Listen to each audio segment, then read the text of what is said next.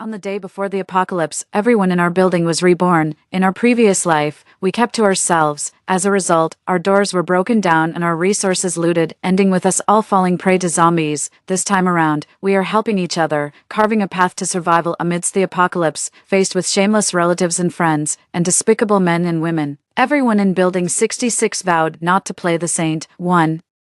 The new news was reporting a malicious biting incident at the train station when I rolled off the couch to the floor, breaking out in a cold sweat. I had just had a dream. In the dream, a zombie crisis erupted, society was thrown into chaos, and the world turned into a hellish landscape. After struggling for 40 days, my ex-boyfriend and his crew broke through my door. They stole the last half bag of rice I had, and he even intended to let his men violate me. In the end, he deliberately let a horde of zombies in, leading to my being torn apart by them, along with everyone else in my building. The terror I felt as the zombies overpowered me clung to me like a chronic disease, inescapable. I took several deep breaths, and just then, the next news story began to form in my mind. The voice of the TV presenter confirmed that the so-called dream was everything I had experienced. I was enveloped by a strong sense of unreality.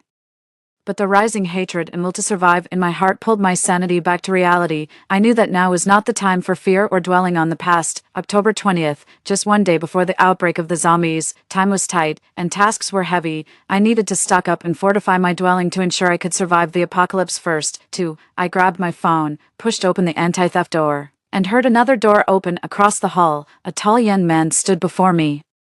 Wearing a black hoodie, the large hood covered most of his face, and as I tilted my head, I could see a black cap under the hood as well. Both his cap and his head were pressed low, as if he was afraid of making eye contact. Through these coverings, I could only make out his pale lips and a refined jawline. Having lived in Repulse Bay for 7 years, and with him living opposite me for 3, I had seen him during the day no more than a handful of times. Yet it was this socially anxious person who had rushed out to save me from those men, preventing me from losing my dignity before my death. Remembering how those people had brutally amputated his limbs, I felt nothing but guilt towards everyone in the building and endless gratitude towards him. Tears welled up in my eyes, and I stepped forward and hugged him tightly. Thank you for saving me, more than the him in front of me. I wanted to thank the him from my past life. But neither I nor he from that past life had the chance anymore. Feeling regretful, I was about to let go when he suddenly made a sound. I looked up instinctively and found myself caught in his dark eyes. His eyes were filled with the relief of surviving a catastrophe, and in that moment of our gazes meeting, I seemed to understand something. I swallowed and tentatively asked, You're reborn too? 3. I hadn't quite recovered from the realization that the young man was also reborn, then. The sound of several more doors opening came from downstairs. Is there some community event today that I don't know about? I asked him subconsciously, but then I remembered he had never spoken to me before. Not even when he desperately saved me, he had remained silent. Perhaps he was mute. As this thought crossed my mind, I felt even more sorry for him. I looked at him with pitying eyes, seeming to understand my thoughts. He lowered his head somewhat embarrassedly and explained, I can speak. Someone's upstairs, right? The air between us froze for a moment, and then the voice of lawyer Zachary from the 5th floor, known as the social chameleon, came through. The silence between us was finally broken. He quickly climbed the stairs to the 6th floor landing, gripping the handrail firmly as he addressed me and the boys seriously. Alexander, Autumn, the apocalypse is coming. You'd better start stockpiling more supplies. Before I left the house, I was fretting over how to convince the building's residents to stock up without making them think I was crazy, and then, to my surprise, lawyer Zachary brought it up himself. Residents from downstairs chimed in, agreeing. Lawyer Zachary has a point. There was just a report on the news about a biting incident. It's better to be safe than sorry. This had never happened in my past life. How could ordinary people suddenly start stockpiling for no reason, all sharing this sense of crisis? Something felt off, so I cautiously asked, You and everyone else downstairs, you haven't been reborn, have you? The moment I spoke, there was a brief silence downstairs, and then suddenly, it erupted into chaos. Also, you've experienced zombies too? Wait a minute, how many of us have been reborn? It turned out my guess was right. Every one of us, including the young children, had been reborn. The kids were too young and thought it was all a nightmare. Now, 7 households, including mine, were gathered in my apartment. On the 1st floor lived the retired teachers, Grandma Maya and her husband. The 2nd floor housed Ashton, an interior designer. The 3rd floor was home to Dr. Lou and his family of 3, along with Uncle Anthony from the factory's warehouse management, also a family of 3. The 4th floor had one vacant apartment, while the other was connected to lawyer Zachary's on the 5th floor. The 5th and 6th floors were occupied by Alexander. I lived on the 6th floor, studied automation, worked at a design institute, and knew a bit about electrical work. After lawyer Zachary gathered everyone's information and professions, he turned his attention to Alexander, who hadn't spoken yet. With a casual demeanor, he said, "I know where you live, but we still don't know your name or what you can do." Alexander cleared his throat, his voice slightly hoarse. He said, "Alexander, I was a policeman." Knowing his name and profession from lawyer Zachary, I suddenly felt a surge of safety. We gathered to leverage everyone's professions and connections to more efficiently and thoroughly prepare for the apocalypse. Lawyer Zachary scratched his head. "My profession isn't very useful. I can't exactly preach the law when zombies are biting, but I have a good head for numbers and can handle financial matters." The elderly couple exchanged looks, and Grandma Maya smiled, saying, "We don't have much by way of skills, just a lot of students and a decent pension. If you need money or can't find some connections, we can help." Dr. Lou chuckled. "Leave the procurement of medical supplies and treatment of injuries to me and my wife," Uncle Anthony volunteered. "I know many people in the food industry and have some experience in managing supplies. I can help everyone develop a reasonable stockpiling plan to ensure we have enough food and resources during the apocalypse." Ashton raised his hand, mentioning that his company had several construction teams that could reinforce doors and windows to prevent zombie entry. As for me, being in automation, I took charge of the building's power systems to ensure a continuous electricity supply. Alexander was tasked with the building's security and setting up traps. Alexander hardly ever left the building and was the only one without a car. Fortunately, the security store he needed to visit was in the same direction and not far from the hardware store I was going to, so my co-driver's seat gained an extra passenger. My mom is in City A, and it takes her 5 hours to get here by high-speed train. Before leaving, I need to get her to City C so that I can go without any worries. I pretended to cry while holding my phone, sending messages to my mom like, "I want to jump off a building, I don't want to live anymore." After sending the messages, my expression changed in an instant, and I turned to see Alexander's surprised face. He was nervously rubbing his hands on his thighs, which was somewhat endearing. I wasn't embarrassed yet, but he began to feel awkward first. I watched him with amusement and casually reminded him, "We still have almost a day left. If you can make it, you should also call your parents over. Uncle Anthony is currently taking a head count in the group." Alexander paused, tugged at the corner of his mouth, and said softly, My parents are dead. I'm all alone now." His words hit me hard, and I felt terrible for inadvertently bringing up such a painful subject. "Sorry," I said sincerely. This made Alexander feel embarrassed, and he hurriedly reassured me, "It's okay, you didn't know." He spoke more fluidly in his rush. I suddenly became curious whether it was his parents' situation that had turned a police officer into a withdrawn and dispirited man. Just then, my phone buzzed with a notification. We had created a survival group for the apocalypse to keep each other updated on our progress. Ashton mentioned in the group that he had found the construction team, which successfully diverted my attention. Realizing I was falling behind, I immediately dismissed my other thoughts, stepped on the gas, and followed the navigation towards our destination. Alexander took a taxi by himself while I headed straight to the hardware store. In preparation for potential power outages during the apocalypse, solar panels and batteries were essential. Our building housed 7 families, so I purchased 10 solar power systems and prepared 3 portable 150,000 mAh outdoor batteries for each household. Alexander and I lived on the top floor, with direct access to the rooftop, so I also bought 2 wind power generators. This way, we could supply excess electricity to our neighbors. In a city like City C, where power shortages are rare, it's unusual for someone to buy so many off-grid power systems. The store owner, thrilled by the large purchase amounting to 300,000 yuan, gladly threw in 2 extra batteries. After urging the owner to expedite the installation, I turned to buy a multifunctional toolbox and other items like power strips, soldering irons, wires, and switches. This ensured that if any electrical lines or appliances broke down, I could handle the repairs. With gas likely to be cut off, induction cookers were a necessity, so I casually picked up 15 of them. Considering the high energy consumption of air conditioning, I bought 20 electric fans instead. I also got 20 energy-efficient light bulbs and fixtures, enough to handle any replacements. Electric blankets and heaters for the winter were also on my list. After tallying up, in addition to the original 12 residents, there were now new additions, including my mom, Ashton's dad, and lawyer Zachary's parents, making a total of 16 people, so I rounded up to 20 sets. Each household already had an electric kettle, but I bought 5 more as backups. Every family had a refrigerator, but wanting to freeze more meat, I purchased an additional 720-liter freezer. When I asked in the group, everyone else also wanted another freezer, so I ended up spending 30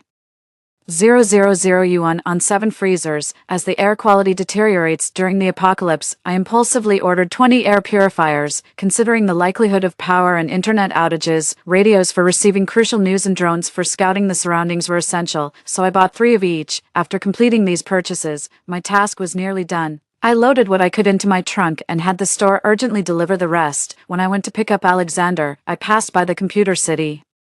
With plenty of time on my hands, I went in and bought 10 1TB tablets, 10 large-capacity USB drives, 10 adapters, and 23-in-1 chargers. My plan was to have Uncle Anthony and the 2 kids of Dr. Lou fill up the devices with data, anything really, just to help pass the time. Everyone in the group was fervently carrying out their tasks. Ashton led a construction team to dismantle the doors of the stairwell and 7 households, replacing them with cast aluminum explosion-proof doors. Considering the possibility of large groups of zombies or similar impacts, he added an extra door inside each unit entrance. Seeing the thickness of these doors in the video reassured me considerably. Bulletproof glass would take too long to customize, so Ashton settled for tempered glass instead. Luckily, one of Grandma Maya's students worked at a tempering plant, which helped us quickly resolve the glass issue. Zombies are attracted to light, so as a precaution, Ashton planned to install double-layer blackout curtains on each window. I briefly reviewed Dr. Lou's inventory, which included 5 boxes of vitamin C, 5 boxes of multivitamins, 3 boxes of calcium tablets, 2 boxes of iodine, 5 boxes of alcohol, 10 boxes of gauze, 2 boxes of band-aids, and more, covering everything from diarrhea and cold treatments to antibiotics, medical gloves, protective gear, and painkillers. Uncle Anthony went to a food factory and ordered 100 boxes of meal packs, 100 boxes of compressed biscuits, 50 boxes of fruit cans, 50 boxes of various meat cans, 5 boxes of lemon slices, 30 boxes of dehydrated vegetables, 20 boxes of dehydrated fruits, 20 boxes of sausages, 100 boxes of instant noodles, and 100 boxes of bread. For 16 people, the rice needed for 2 years was about 2,000 kilograms, so we bought 80 bags of various kinds of rice, each weighing 25 kilograms. Flour and noodles were also essential, with 30 bags of flour and 50 boxes of noodles purchased. With this, we had almost bought enough food. The next important thing was water. Once the water supply was cut off, we could only rely on solar water heaters provided by the community and water storage barrels. Rain would help reduce the consumption of bottled water, considering the weight-bearing limitations of the upper floors. We planned to store all the bottled water in the garage. Uncle Anthony calculated the area and ordered 4,000 barrels of mineral water. Additionally, we stocked up on 7,000 pounds of frozen pork, beef, and lamb, 500 bags of salt, and 300 bottles each of soy sauce, cooking oil, and vinegar. We also stocked up on durable fruits and vegetables like 300 pounds of apples, oranges, grapefruits, 200 pounds of cucumbers, 500 pounds of potatoes, 200 pounds of cabbage, 500 pounds of Chinese cabbage, 300 pounds of radishes, 300 pounds of squash, 300 pounds of pumpkins, 200 pounds of onions, 200 pounds of sweet potatoes, 50 pounds of ginger, 1,000 eggs, and 500 pounds of cured meat, sanitary pads for women, as well as clothes, towels, toothbrushes, and other necessities for the next few years were bought wholesale by Dr. Alyssa and Mrs. Chin, who are Dr. Lou's and Uncle Anthony's wives, respectively. They bought 20 boxes of sanitary pads, which was more than enough for someone like me who irregularly menstruates and doesn't use up a box in a year. As for the perishable fruits and vegetables, we could dry them on the rooftop before they spoiled. Speaking of the rooftop,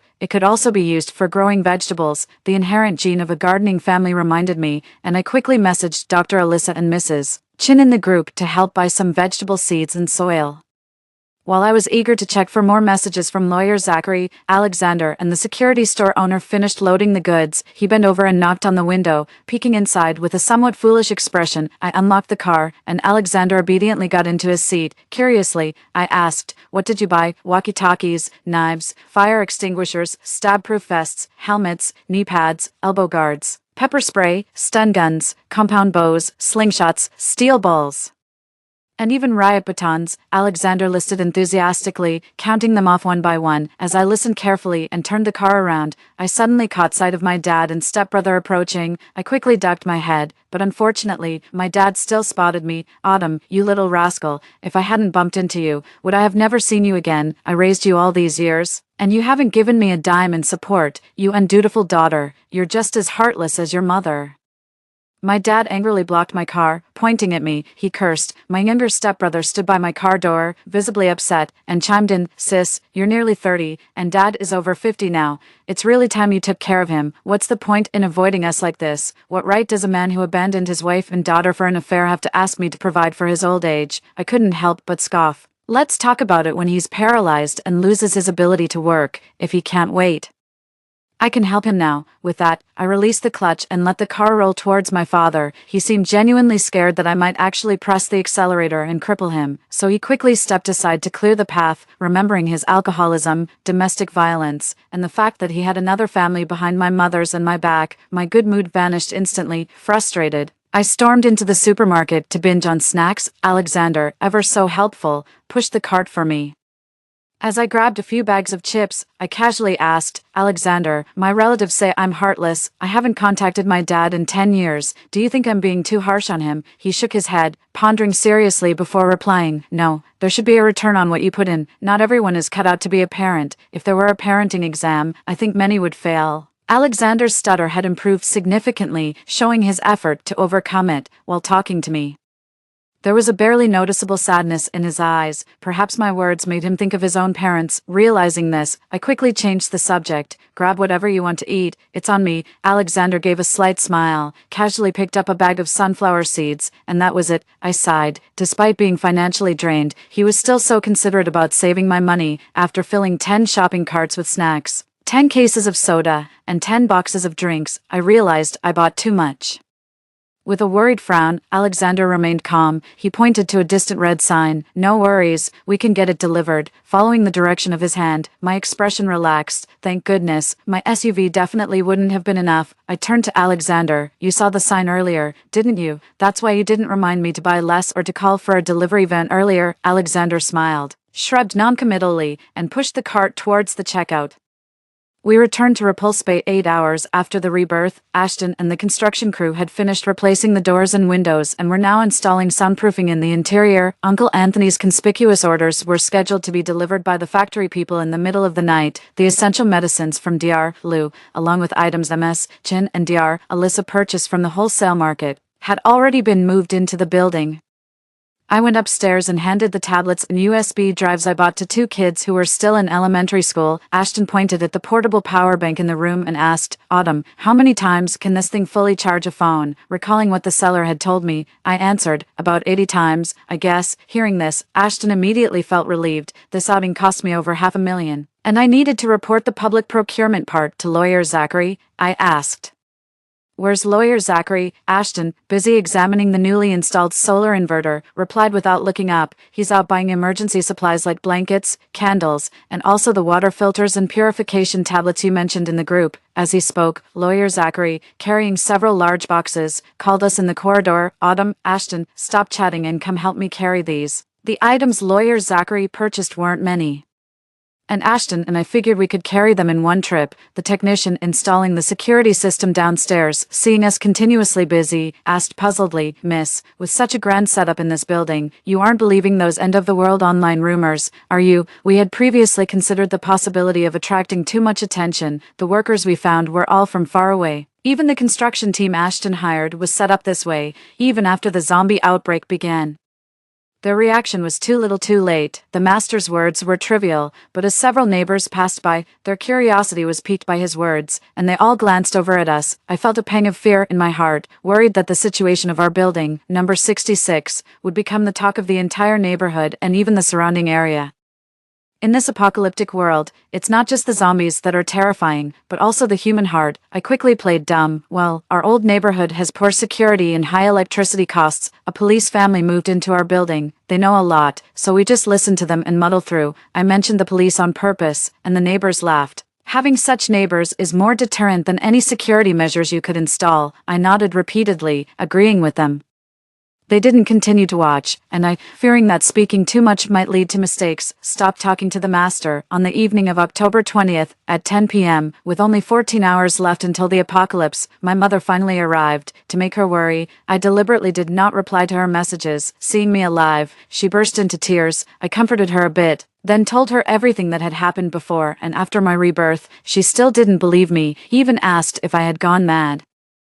I didn't explain too much, because our building was already well prepared, and now that she was here, my mom had no choice but to wait for tomorrow to come. Taking advantage of the quiet night, we cleared out 12 garages. There were empty apartments on the first, second, and fourth floors, plus the garages and other vacant rooms in residents' homes, and my and Alexander's attic. There should be enough space for storage. The night was destined to be sleepless. We checked the supplies we had bought while waiting for midnight to come. In the dead of night, several large trucks parked orderly in front of Building 66. Following the storage plan laid out by Uncle Anthony, we did our best to help the masters move the goods to the designated areas. I couldn't handle the heavy rice, so I chose to carry water instead. The variety of goods we bought was not vast, but the quantity was substantial, even with over 20 people helping. It still took us more than 4 hours. In the early days of autumn, the rising morning sun dispersed the darkness, and the dawn shone through the clouds onto the earth. We finished unloading the goods by daylight, and a new day began. At 7 in the morning, Ashton called the workers to continue the unfinished soundproofing and curtain installations from yesterday. At 8, lawyer Zachary's parents finally arrived, and everyone who had agreed to take refuge in Building 66 was now here. At 9, with only 3 hours left until doomsday, Alexander conducted the final preparations. In the mountains of Sea City, where wild animals often appear, the villagers living at the foot of the mountain would place fences and traps near their homes for protection. He had disappeared for a long time last night, going to the countryside with Grandpa from the first floor to look for equipment. At 10:30, the construction team finished their work, and Alexander completed setting up the traps in the surrounding green belts. Now, with only an hour and a half until the apocalypse began, we closed the building's main door and anxiously awaited the overlap of past and present lives. At noon, violent biting incidents began to be discussed explosively online. Short videos everywhere showed people with gaping mouths, biting their kind like wild beasts. Martial law began, and gunshots sounded outside, but we all knew it was already too late. People realized the seriousness of the situation. People began to flock to supermarkets and convenience stores to stock up on supplies. However, many who went out never made it back home. The zombie virus spread widely, and the screams of the residents outside could be heard, separated by a window. It was like in a past life, watching our kind either turn into zombies or become their feast. The sight of zombies feeding was enough to make several people who had never witnessed it vomit. My mother turned pale, frightened and pained for me. Autumn, you suffered so much in your past life. If it weren't for you, I couldn't have lasted long on my own. In our last life, my mother ran out of food and ammo on the 20th day, and we lost contact after she went out to look for supplies. I dare not think about what happened to her afterward, but whenever I close my eyes, I see her screaming for help. Thankfully, fate gave me a chance to save everything. I held her hand tightly and shook my head, signaling that it was all over now. Even those with a little bit of stock were afraid to go out, but after a while, the lack of food and water forced them to venture out, just like my helpless mother in our previous life. On the 12th day of the apocalypse, some people, driven to desperation, rushed out of the building, exciting the zombie horde that had been quiet for days. The strange noises and impacts made by the zombies were truly chilling. In times like these, people tend to gather together for a sense of security, and we were no exception. Lawyer Zachary and Alexander's house was large, and it became the favorite place for everyone to stay. Dr. Lou took up knitting with my mother to pass the time, saying it helped keep his fingers nimble. Grandma Maya and her husband, along with several others, were reading books. Dr. Alyssa and Ashton were building with Legos, with Lawyer Zachary giving tips from the sidelines.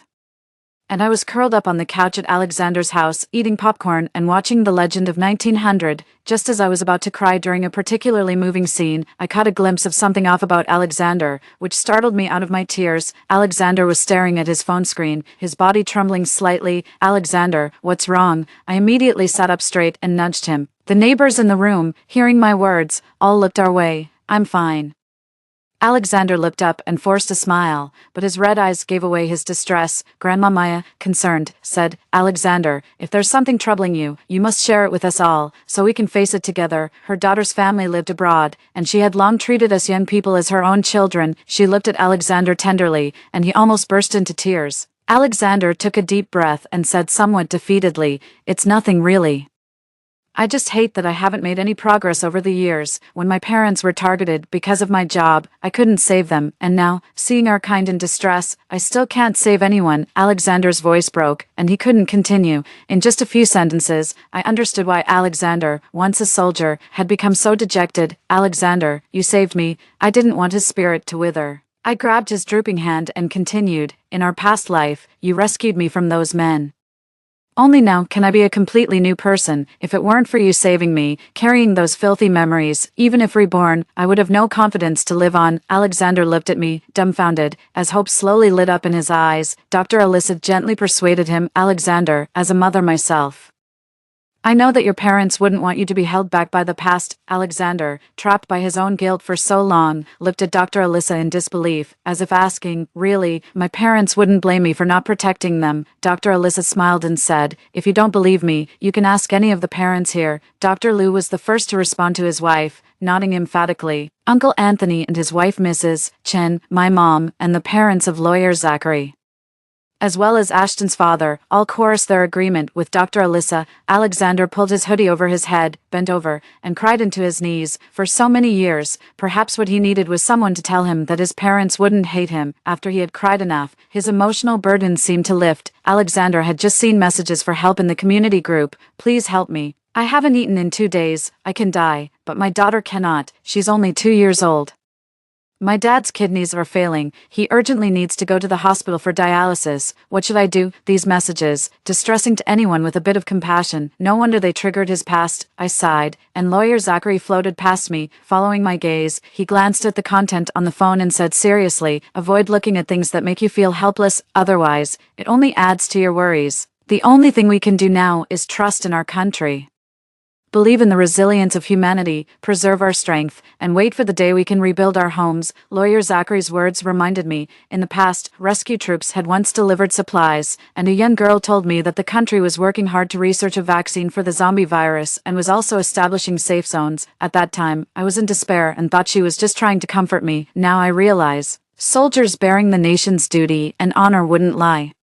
The apocalypse had swiftly moved through 15 days. There was a nationwide power outage, affecting our neighborhood as well. This blackout led many people to lose hope in life. Their humanity began to distort. In the building across, number 60, a battle erupted over resources. Strong, young men grouped together, wielding axes and knives, breaking into the homes of the elderly and women living alone. Not only did they steal, but they also killed these innocent people and boasted by posting photographs in the group. The fate of Building 60 was no different from ours in the past. A man is not guilty for being poor, but for possessing a treasure. Suddenly someone in the group mentioned, "Why has no one tried to rob Building 66? They have solar panels." Yeah, I remember they renovated just before the apocalypse started. They might have a lot of supplies. Forget it. Last time I passed by, I heard they have several policemen in that building. Everyone fell silent, and I was relieved they might give up on the idea. The owner of Unit 301 in Building 60 then said, "Interesting, I'll take up the challenge." My face went pale as I read the message. Our building was being targeted, but thankfully, it was only for the solar panels. If others knew the extent of our supplies, it would be enough to drive everyone to madness. Zombies are sensitive to sound and light, and they still follow human habits of being active during the day and resting at night. Even though we know their habits, for safety's sake, apart from the elderly and children, we have always taken turns keeping watch at night. Upon learning that people from Building 60 might come, we no longer dared to sleep. Originally, Alexander had installed solar-powered surveillance, so it continued to function even during the power outage. On the phone screen, 5 burly men appeared stealthily in front of our building. We all armed ourselves, especially the men in the building, ready to fight to the death should they break in. Lawyer Zachary gripped his long knife fiercely and gritted his teeth. "I've already faced death once. I've got nothing to lose. If they dare come, I dare to strike." I was so nervous that I hardly dared to breathe, but hearing Lawyer Zachary's words somehow relaxed me a bit. Alexander tugged at my sleeve. "Don't be afraid. I'll protect you." Just like last time, his last experience was dreadful, and I did not want to witness that again. Before he could finish, I quickly interrupted with a couple of spits. "No, we all need to stay safe." While we were talking, a few people reached the entrance control. They tried to pull it open and exchanged looks, seemingly surprised by the quality of our door, unable to get through the main entrance. One of the strong men patted the climbing rope on his shoulder, signaling his companions to try the windows. They nodded and stepped into the flower bed, completely unguarded. The first 3 into the flower bed screamed abruptly, caught off guard. I felt a surge of relief. Their own wrongdoing had led them straight into Alexander's animal traps. Ashton exclaimed, "Awesome." Other neighbors also looked at Alexander with admiration, realizing their screams could attract zombies. The 3 quickly shut their mouths, but it was too late. On the surveillance screen, The zombies were waking up. The two who hadn't been caught tried to escape using their hands and feet, but ran straight into the approaching zombies, eager for a feast. Under the cold, gray moonlight, the zombies' pale eyes looked especially eerie. Their sharp claws and fangs were exposed, and in an instant, they tore open the two men, blood splattered, and the air filled with a nauseating stench as the two, paralyzed by fear, collapsed to the ground. They struggled desperately but only prolonged their lives by a few seconds before more zombies arrived and overwhelmed them. The noise on our side caused an uproar in the group chat. Building 60 is completely wiped out. So terrifying. Honestly, I'd rather starve to death than be bitten by a zombie. There's a real master in Building 66. Stay away. I quietly read the chat logs, took a deep breath, and felt grateful that we had avoided a crisis. But we hadn't anticipated that this crisis would resolve itself so effortlessly with the help of the zombies. As in my previous life, after the mobile network went down, the water supply system also failed. We had downloaded entertainment in advance and stored a sufficient amount of water. Beginning an isolated life, on the 18th day of the apocalypse, it happened to be Ashton's birthday. Ashton was conflicted. Last life, on this day. I tearfully ate a packet of instant noodle seasoning to celebrate my birthday. That's rough. The lettuce I planted was still small, but the green onions were thriving. Generously, I said, "Don't worry, this time we'll celebrate properly. I'll go make my specialty, stir-fried eggs with green onions." Ashton looked pained. "Autumn, please, your pork stew with potatoes from a few days ago made half the building sick, including me." Alexander suddenly chimed in from not far. "I thought it was pretty good last time. They must have weak stomachs." Although it was somewhat comforting, thinking of everyone's health, I ultimately decided to spare them. Lawyer Zachary and Uncle Anthony took it upon themselves to cook over a dozen dishes. We didn't have a variety of vegetables, just potatoes, radishes, cabbages, and bok choy. We mixed various meats together, yet it turned out to be quite a feast.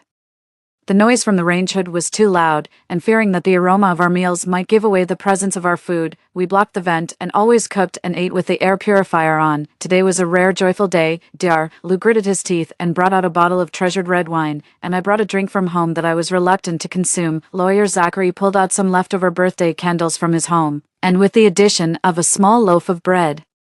We had almost everything needed for a birthday celebration. Ashton raised his glass and declared heartily, "Thanks everyone for celebrating my birthday. I hope that next year, and every year after, we can all be together." Before we could respond, he had already downed half his glass in one gulp. Dr. Lou slapped his thigh in distress, exclaiming, "Oh, I can't watch this, gulping down fine wine like that. What a waste." Suddenly, Lawyer Zachary exclaimed, "Look at Alexander, he seems to be drunk."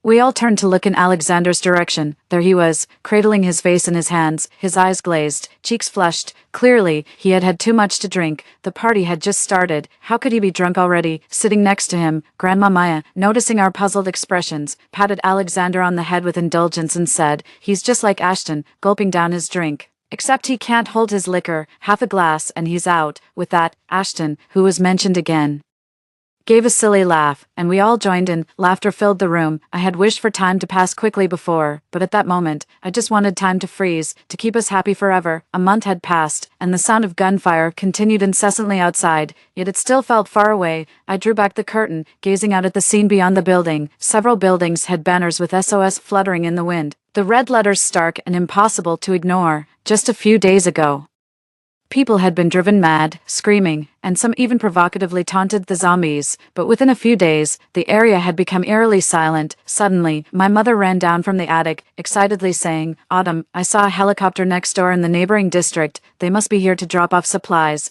In my previous life, it was on the 25th day that I received the first batch of aid, but this time, the rescue had been delayed. It seemed that our rebirth had caused a butterfly effect, altering the timeline and resulting in slight deviations. We had enough supplies, but to avoid drawing attention, we still needed to collect them. The person delivering supplies to Building 66 was the same young girl from my previous life. Seeing her again brought a special sense of familiarity. The residents of our building gathered on my family's rooftop as she climbed down the helicopter's rope ladder, her face showing a hint of joy. "It's so good to see so many of you still alive in this building," she said, her eyes quickly reddening. With zombies covering the ground, rescue efforts could only be attempted from the air. The sudden zombie outbreak had thrown society into chaos, catching everyone off guard, and the national resources and personnel were simply insufficient. This led to many dying in their homes without ever receiving aid. I could see the young girl was pained by the deaths of her fellow citizens, but was unable to offer comfort. Being in her position, she had to accept these harsh realities, the insignificance of human life in the face of death, Downstairs, the zombies, attracted by the sound of the helicopter, began to climb up the windows. Fortunately, another helicopter was providing cover. The little girl cast aside her sorrow, her expression turning serious immediately. After handing over the supplies to us via the rope ladder, she hurriedly signaled to her teammates that it was time to leave. Worried she might not hear me from a distance, I quickly spoke up. "Thank you for bringing us these supplies. We will do our best to survive." The little girl smiled gently. She spoke with determination. "Please trust us, trust our country. We will spare no effort in developing a vaccine and establishing safe zones to come and get you. Our nation has never been truly defeated, a fact instilled in us by the blood of our ancestors." Everyone in our building had no doubt about this. Day 40 of the apocalypse, the zombies, finding less food, had significantly decreased in number. In my past life, my ex-boyfriend Deng Wei betrayed everyone in our building on this very day. Knowing the time of his appearance, Alexander kept watch on the rooftop. Prepared for an ambush, armed with stun guns and knives, we remained vigilant at all times.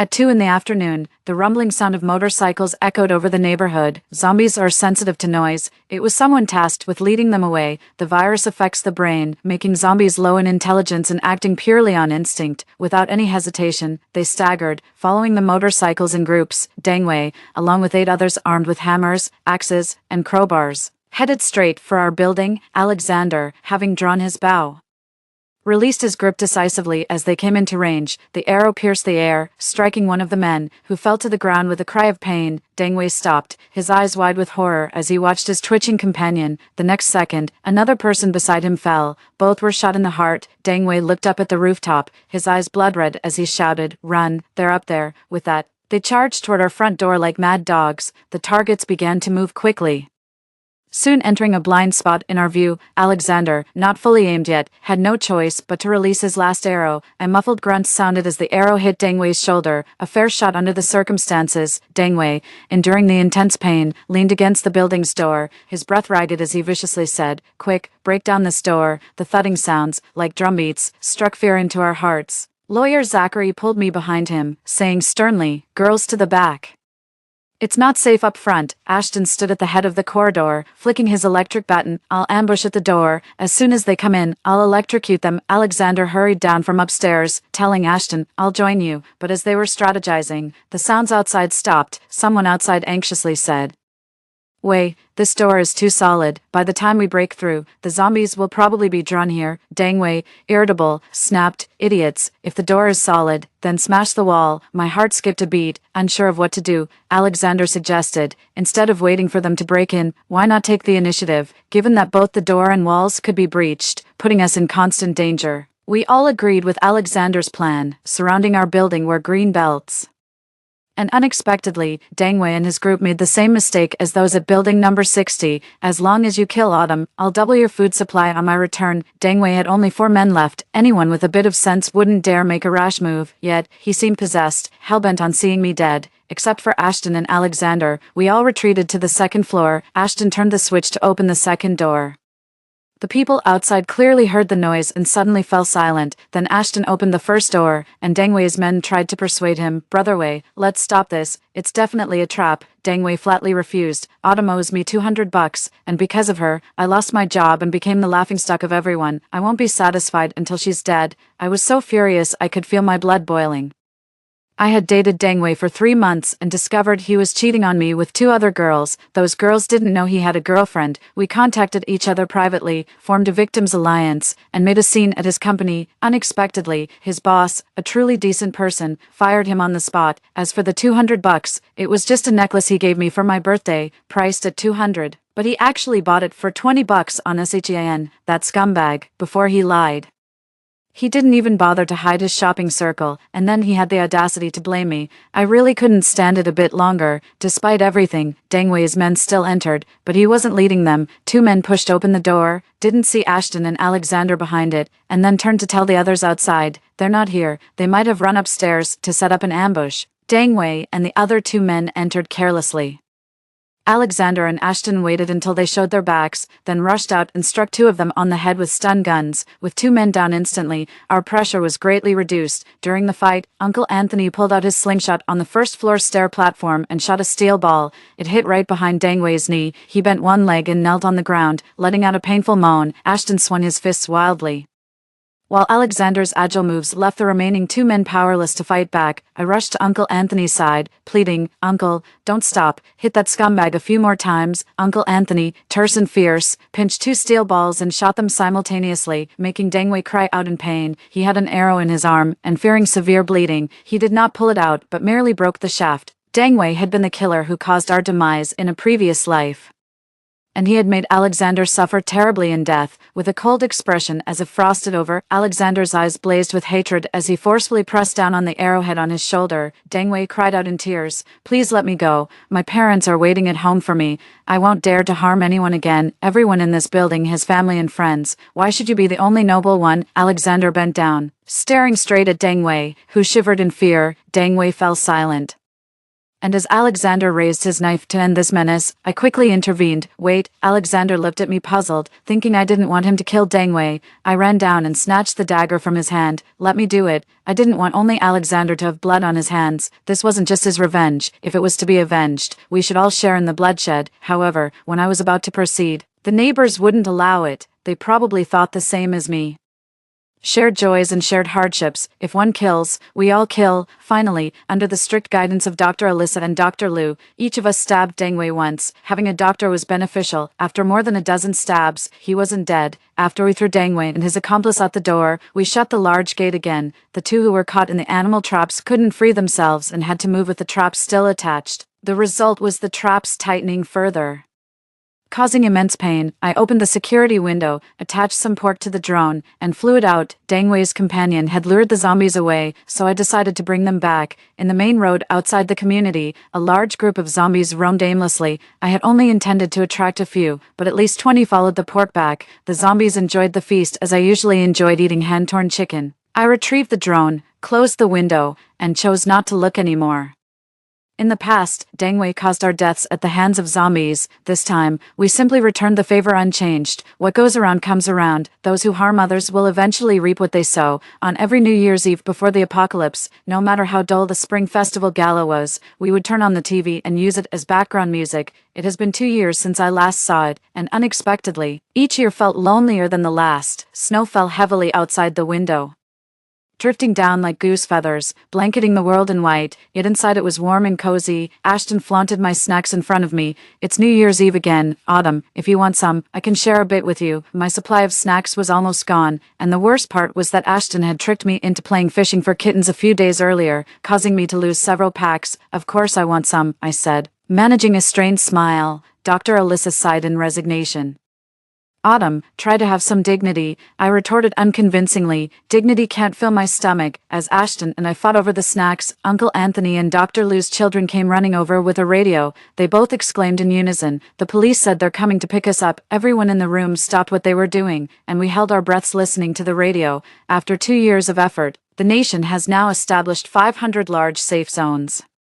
Capable citizens can choose to relocate to the nearest safe zone. Those who wish to wait for government assistance should tie a red symbol on their windows to facilitate rescue operations. The authoritative and powerful female voice mixed with the static was heard over and over, until the children grew impatient. I wiped the tears from my eyes, delighted. "You two go tell everyone else." The kids joyfully ran out. Everyone in the community was dead, and with the zombies slow in the winter and poor climbers, we all shouted without concern. With this good news, our lives regained a sense of hope. I had a red evening dress bought for a company's New Year party in the past, never imagining it would come in handy now. We tied red ribbons on every household's window, aiming to be as conspicuous as possible. Snow continued to fall, and red fluttered in the wind, presenting a uniquely beautiful scene on the 5th day of the new year, which is traditionally for welcoming the god of wealth. We didn't wait for the god of wealth, but for a savior instead. A clear voice from downstairs called, "Is anyone there? We've come to take you to a safe zone." We crowded at the window, excitedly watching the military trucks like monkeys on the mountain of flowers and fruit. Our luggage had been packed, ready for this day, though we hadn't expected it to come so quickly. The soldiers provided cover fire as all 16 of us boarded the truck without anyone missing. Once on board, I realized the person calling us with the megaphone was the young girl who had delivered supplies to us 2 years ago. The girl waved and greeted us. "I didn't lie to you, did I? I said I'd come to pick you up, and I came as soon as I could." I shook my head and smiled slightly. "Indeed, you didn't lie to us." The vehicle started, and amidst reluctance and anticipation for a new life, We watched as Building 66 grew more distant. Alexander patted my shoulder. Maybe one day, we can come back. Yes, maybe we can return someday. When we do return, it should be a time when spring is in full bloom and everything has returned to normal. The truck swiftly navigated the city streets, the zombies unable to keep up with its speed. The truck had been remodeled, surrounded by metal fences, providing us with a strong sense of security. Bored, I looked out the window and suddenly saw two familiar faces among the pursuing zombies. It was my dad and my stepbrother. When the apocalypse erupted, my dad had again demanded money from me, which I sternly refused, but he threatened me using my mom, saying he couldn't find her and kept looking for her. My mom was easily swayed, and fearing for the safety of the people in our building, I gave him a fake address. Before he left, I warned him about the possibility of infection on the road. I never expected his desire to drink my blood to be so intense that he would completely disregard his own life. In the distance, the evening glow spread across the sky, with crimson clouds stacked on the horizon. The two figures running became more distant, and we drew closer to the safe zone. My father and stepbrother turned into zombies, yet they remained inseparably loyal. This father-son bond might move me for a lifetime. I unconsciously curled my lips into a smile, and my mom, teasing me, said, "Are you that happy about going to the safe zone?" I hid the fate of my dad and stepbrother and nodded with a smile. Yes, because the future is coming.